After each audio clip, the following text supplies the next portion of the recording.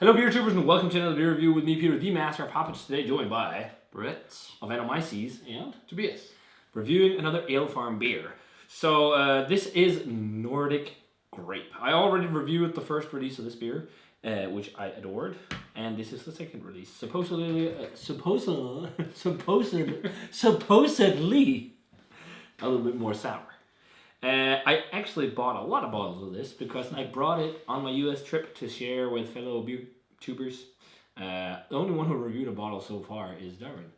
And I know Joe has one. Yeah, so Joe, get on it. This is getting more sour by the day. You need to get that fresh stout cherry flavor. Mm-hmm. Get on that, man. And then also just some other people, some other beer geeks. Actually, I also gave one to Ryan Rashan, who said he might review it, even though he's kind of retired, but he reviews some of the beers people give to him.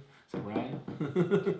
But yeah, this vintage is 7.7%. This is a mixed fermentation sour ale, aged on Danish sour cherries, and I think it's also aged on oak. At least the first vintage was. It's barrel aged. Yes, and it's made with wheat as well. So pours a freaking gorgeous ruby red color. It's like a dark black cherry from Denmark, and it's just, it looks freaking great in the beers when people use it, because it creates this really dark ruby red color. A nice pink head on there, like when you poured it out, it fizzed up a bit and looks, well, you can actually generate some quite easily. It looks really nice, but it fades fairly quickly, and you have what looks kind of like red wine, but looks great. Let's check out the aroma. Ooh, much more funky than I remember. Exactly. And this really deep cherry flavor, but it definitely smells more sour than last year's vintage. This kind of reminds me of the Funk Cantillon delivery. It reminds me of Lambic, at least, kind of. Yeah. The big, cherry. I'm getting oak, corky notes. Yeah, that like musty cork or something. It's strange because sometimes these cherries can give almost like marzipan, but I'm not getting this Maybe from a this hint, one. but it's just a big sour black cherry aroma. Yeah, almost into that celery. And thing. also celery. Vegetable? Silla. I know, I'm kidding. But yeah, it smells very nice. Yeah, and there's a bit of course, dark fruit cherry. to it as well. So there's like some dried dark fruits. It's interesting. And maybe it's because it's oxidized a bit in the bottle. And I think it's almost a year. Oh no, it's like 8 months since they released this or something like that. Yeah, it's been a while. As I recall, perhaps the vanilla almondy flavors. They are there. Yeah, you already had this, so let's try, guys. Cheers. Cheers. Ooh, up front, really sour, but huge cherry flavor. The stout cherries are so nice, but man, it's sour. Yeah.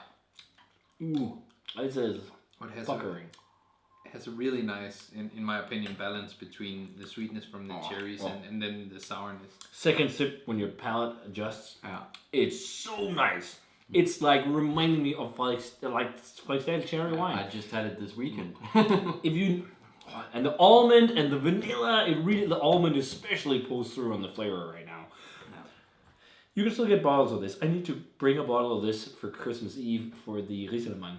I think this would be fucking awesome. It's a Danish dessert you always have for Christmas. It's a rice pudding with cherry sauce. This would work well. It would. Some vanilla as well. The funk is kind of there, but it's much more soft on the flavor. Dry, oaky finish, but such a deep, rich cherry flavor, which is what I love about this beer. Yeah. It's pretty amazing how much fruit you get from it, and then on the other hand, it's really, really dry when it. The finish is really, really dry. Yeah. And this vintage is definitely more sour. Yeah, for sure. The other one was a bit more fruity, but this might also be even more sour when it was just released because I've been saying it is. This is more sour than the bottle I have. So Joe, get on it now. Yeah. But he loves when it's really sour. He does. So. Well, then he'll really like this. But yeah, this is really nice. I do think though I prefer last year's vintage a bit because the sourness is a bit too sharp for me because it hides a bit of the other complexities. Yeah. But I still think it's fucking phenomenal. Drinking a whole bottle of this yourself would actually be kind of hard. Yeah. But yeah, it's still really tasty. I'm thinking like a 95. Yeah. That's what I've been giving it when I've tasted the other bottles. So 95. 95 all around. So if you guys had a chance to try the Alefarm Nordic Grape, the 2018 release, let us know what you thought of it. Really damn good stuff. If you're into cherry sours, there's a must. Pretty much almost if you can get your hands on any sour from Denmark that's made with these stoked cherries, they're so good because those cherries are insane. It's like the Mitsuma peaches and all that. Mosomatu or whatever. And I think also while we're at it, we should mention the Celeste from Alefarm, which is also a sour ale, and a sour saison, right? And that's really nice as well. I haven't had that one. Yeah, I can recommend that. Really good. But this is great stuff. Still available on Best Reviews, maybe. Yeah, and I actually also think on Alefarm's own web shop. Oh, they have a web shop too. That's right. So check it out, guys. If you had a chance to try Nordic Grape 2018, let us know what you thought of it. As always, remember to comment, subscribe, check the Facebook fan page, and Twitter and Instagram. Give this video a thumbs up if you enjoyed it, and we're gonna say cheers. Cheers. I'll see you guys in the beer review.